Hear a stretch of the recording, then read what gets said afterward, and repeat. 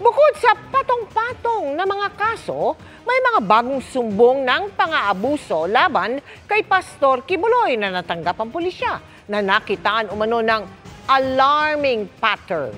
Ang pinakabatang biktima, 12 taong gulang lamang. Nakatutok live si June Veneracion. June? Mel, habang nakakulong dito sa PNP Custodial Center, mukhang may panibagong dapat paghandaan si Pastor Apollo Kibuloy. May natuklasan daw kasi ang PNP ng mga bagong kaso ng sexual abuse sa mga batang biktima.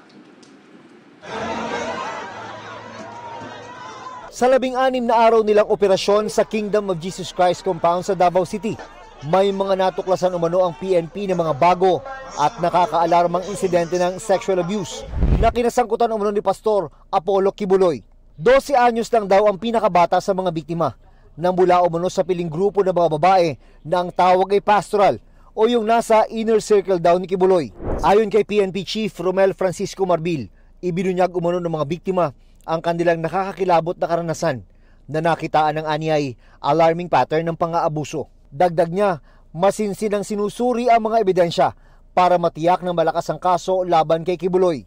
Mismong mga magulang ng mga biktima umano ang nagsumbong sa mga pulis na nasa KOJC compound nung panahon ng operasyon. They were also victimized by Pastor Kibuloy allegedly. Inabuso din daw allegedly.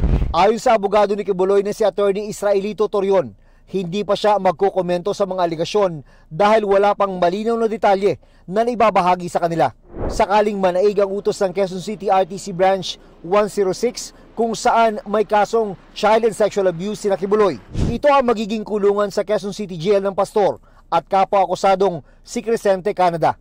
Sa female dorm naman ikukulong sina Jacqueline Roy, Ingrid Canada at Sylvia Simanes. Depende sa security assessment kung ihahalo ba sila sa ibang PDL o persons deprived of liberty. Kung ano ang treatment, how we classify, pagsiselda at treatment sa isang ordinaryong PDL, ganun din po sa kanya kasi ordinaryong PDL lang po din yan sa paningin ng BJ.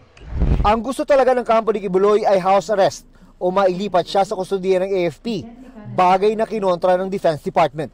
Anito, mahigpit ang security protocol sa mga pasilidad ng AFP, kaya hindi pwedeng gawing kulungan ng mga suspect na may kasong kriminal. Pinapaubaya naman ng Justice Department sa korte kung pagbibigyan niyan. As far as I remember, yung mga binibigyan ng house arrest, yung mga hindi nag-resist o kaya pumayag kagad na maaresto. Sa ngayon, mananatili muna si Kibuloy at mga kapwa-akusado sa PNP Custodial Center dahil sa mosyon ng PNP. May utos din kasi ang Pasig RTC Branch 159 na iharap ang mga akusado sa arraignment doon sa Biyernes para sa hiwalay na kasong qualified human trafficking na non-bailable. Pinaghahandaan na ng PNP ang seguridad para dyan at pagsusuotin ng mga akusado ng bulletproof vest. Ang QCRTC naman ay via video conference ang kanilang arraignment sa araw ding yun.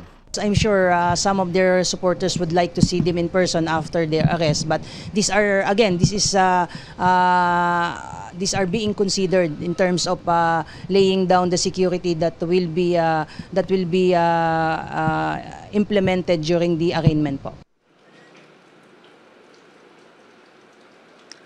Bukod sa kanyang mga abogado ay nabisita na rin daw si Pastor Apollo Kibuloy dito sa PNP Custodial Center ng kanyang spiritual advisor. Mel. Maraming salamat sa iyo, June Veneracion.